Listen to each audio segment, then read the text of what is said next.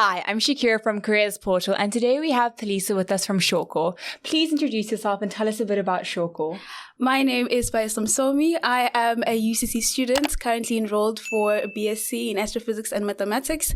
SHAWCO is a student health and welfare centers organization. It is the largest student-led non-profit organization in South Africa and also in Africa. That essentially means that UCC students run several number of programs in the communities that we service. It is also divided into two sectors, which is the health sector and the educational sector. The health sector is run by health science faculty students, and they run things such as the night mobile clinics in the communities that we service, mainly the disadvantaged communities because they need our help the most. And then the education side, we run educational programs with teachers and learners. And one of our primary focus now is mental health, which is what I am here to speak to you about today. Wow, that's amazing. We all know that November and October are highly stressful months for young people as they face the end of assignments and exams. So what helpful tips do you have surrounding that stress? It's so interesting that in the month of October, it's where we experience the high levels of stress, right? That's where exams come, but it's also the mental health month. But I think people have a negative perspective of what stress is. There is good stress and bad stress, but good stress is eustress, which is what we need, to make sure that we perform our daily duties and the tasks to the best of our abilities. So, for instance, students are known to be lazy and procrastinate quite a lot. And if we didn't have a certain level of stress, we wouldn't be doing that. We wouldn't be able to do the tasks that are assigned to us, the assignments and the exams that we need to prepare for would be basically Netflix and chilling, which is what everyone wants to do. So if you look on the diagram here, you'll see that everyone needs a certain level of stress. As you go higher and higher, you will reach a tipping point. A tipping point is where the level of stress is now too high that it now becomes de-stress, which is what I'll talk about, which is the negative stress, which is what we need to avoid. That's so interesting. So as you call it, the tipping point, when stress becomes too much and your performance starts to get negatively impacted. Yes. How would you identify that? So, interestingly enough, our minds are our powerhouse, right? It is what drives us, and they have a direct link to our body. So what our minds would do is send a signal to our bodies so that our bodies can alert us that we are feeling an enormous amount of de-stress now, and we just need to listen to our bodies. So for instance, for example, when I am feeling de-stressed, I feel heat on my lower back. That's when I know that, okay, now it is getting real. I need to listen to my body and actually slow down. Where in your body do you feel de-stress? I feel in my stomach a lot, yeah. In your stomach, you have stomachache? Yeah, really bad ones. Okay, so as you can also see on the diagram, there's different places in your body where your body would alert you that you are now feeling de-stress. We need to listen to those symptoms and those warning signs.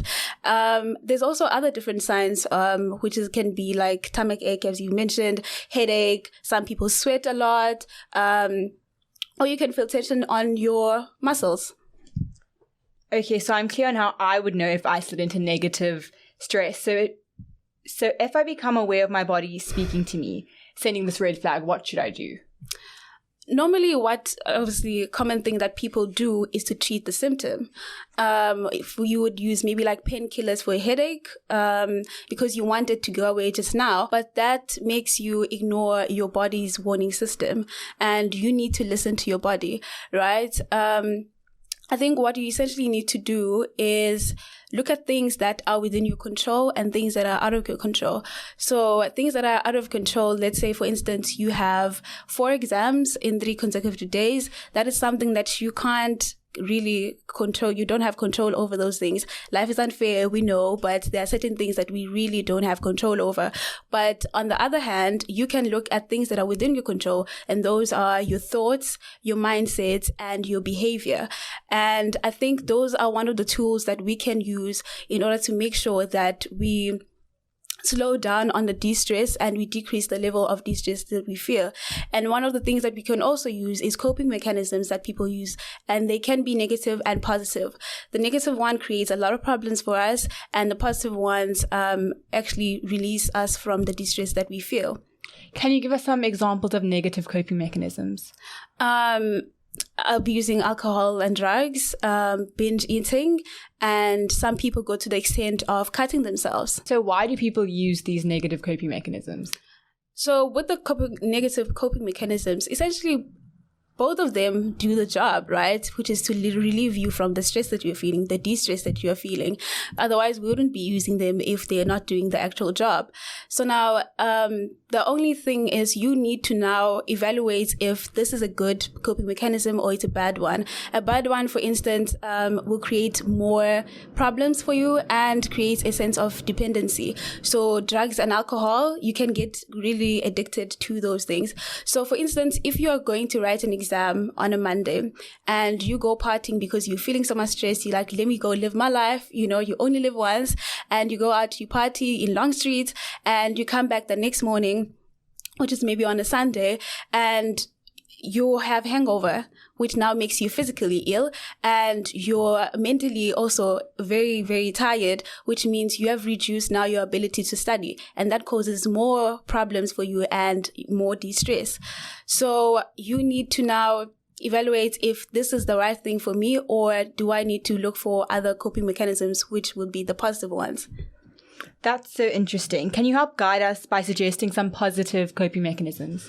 Okay, the World Health Organization suggests that we exercise 5 times 1 hour a week.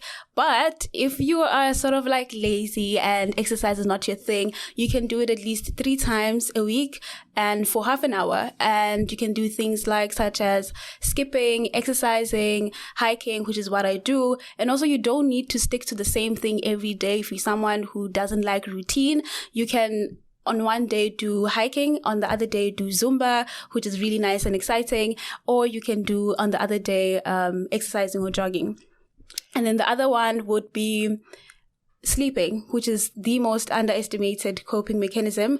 Doctors recommend that you sleep for at least 7 to 8 hours a day, not a week, a day. Because I know with students, you tend to like sleep 2 hours because you're really stressed, but then that creates even more stress because now you're feeling really fatigued and you don't really get to a space where you can think properly. So you need to sleep 7 to 8 hours a day.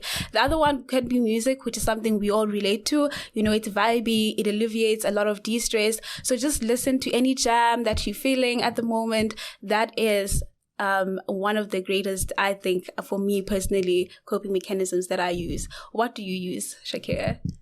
Sleeping, 100%. One of the other most effective coping mechanism is quick calming. Do you want me to demonstrate that for you? Yes, please. What is it? So you can just do like 3 slow breaths. So you just do in and out, and then in again. And just focus on the breathing and then out. Yes. Thank you. So people can use that as well. I'll definitely be using that. In closing, what should someone do if these coping mechanisms aren't helping their stress? You can look for other coping mechanisms. You know, I think you need to focus on the positive ones. You don't need to use the same coping mechanism every time, every day.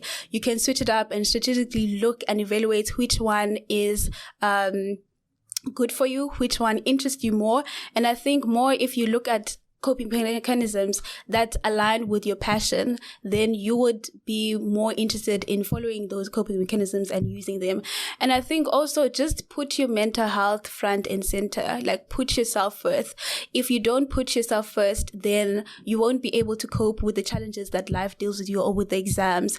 And it will get to a point where you keep on delaying putting yourself first, that now your mental health forces you to put yourself first. And at that time, you won't even be able to do the task that you're supposed to do.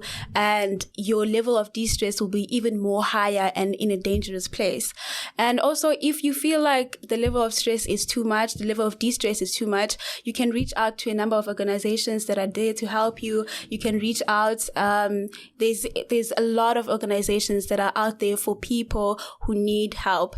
And admitting that you need help is like the most courageous thing that you could ever do. It is showing that you have strength, and it doesn't mean that you are weak and that you can't deal with life, because I think that's also another bad or negative connotation that people have, that if I voice out that I'm actually struggling mentally, that it means that I am weak and I'm not strong enough.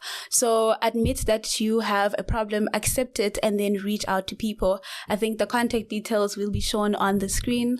Yeah. Thank you. Well, thank you so much for coming here today. I really appreciate this, and I'm sure our viewers will appreciate it too. Thank you so much for joining us today. All of the links will be in the description box below. Please like and subscribe, and see you next time.